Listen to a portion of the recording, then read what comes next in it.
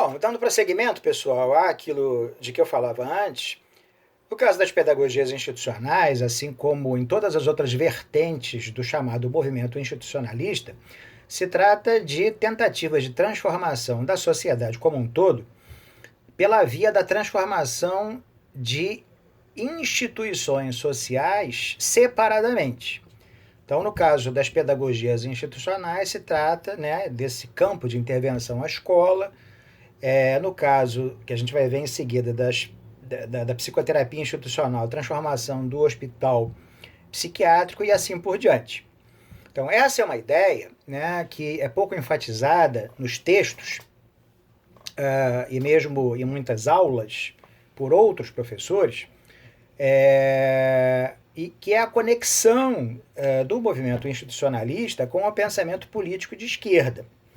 Quando o movimento institucionalista começou a ganhar uma forma mais definida, esses camaradas que criaram o chamado movimento institucionalista já percebiam que a forma tradicional de luta política pela esquerda, que é uma tomada do poder pelas armas, pela força, na porrada, ela não garantia necessariamente a necessária adesão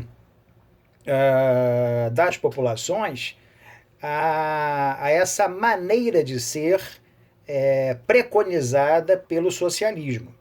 Por outro lado, desde os anos 30 e depois nos anos 50, através de camaradas como Gramsci, na Itália, e a Escola de Frankfurt e seus vários representantes, inicialmente na Europa e depois nos Estados Unidos, foi estabelecido, foi construído um outro modo de luta política pela esquerda, que é bem mais sorrateira, bem mais insidiosa e que consiste fundamentalmente, e aí estamos no movimento institucionalista, de uma transformação da cultura, uma transformação das instituições, uma transformação dos modos de pensar. Então, essa forma é uma forma bastante mais eficaz de luta política, na medida em que ela está tão difundida no tecido social, nas instituições, nas práticas sociais, que a gente tem dificuldade de perceber que ela esteja lá de fato. Houve alguém que falou uma frase que eu associo a isso de que eu estou falando, que é o seguinte: a maior das artes do diabo foi fazer acreditar que ele não existe. Então, quando a gente está diante desse fenômeno que de uns tempos para cá ganhou a alcunha de marxismo cultural, a gente pensa que ele não existe. Mas ele existe de fato, né? A Escola de Frankfurt, por exemplo, adiantando um pouco aqui as nossas considerações, preconizava, isso não é uma apreensão, não estou depreendendo, isso está escrito com todas as letras, em várias das obras da Escola de Frankfurt, foram muitas, e muitas publicadas no Brasil, se não todas mesmo, está escrito que a transformação da sociedade no rumo do socialismo depende do ataque a três pilares fundamentais. O primeiro, a filosofia platônica.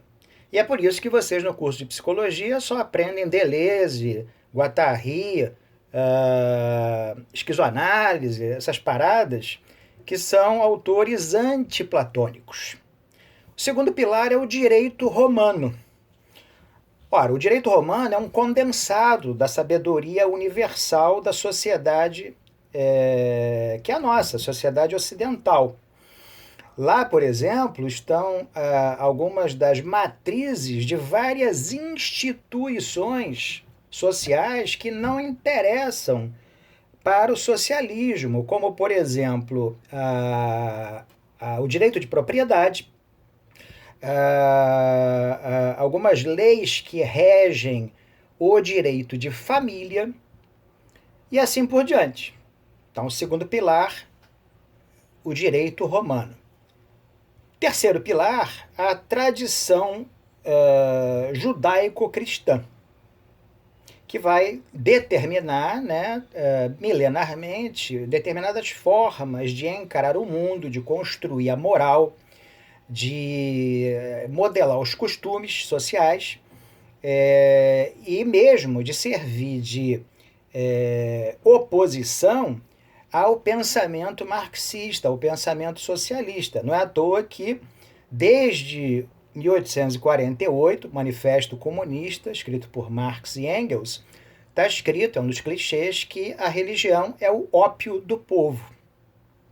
Então a ideia é solapar esses pilares da civilização ocidental para, no futuro, instaurar um modo de produção socialista. Ora, não existe nenhum exemplo na história da humanidade no qual um regime socialista tenha sido verdadeiramente libertário.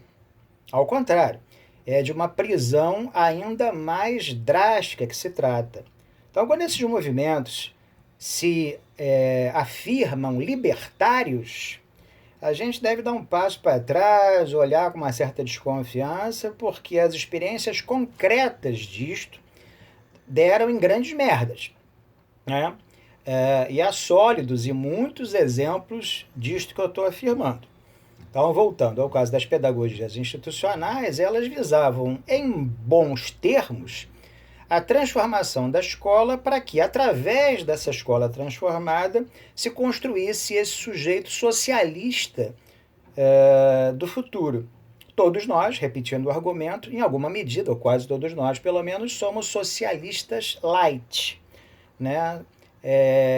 Comungamos de ideias que são bandeiras do socialismo, embora não nos apercebamos disso. Uma boa parte dessa doutrinação é feita pela escola, desde o início da alfabetização até os pós-doutoramentos.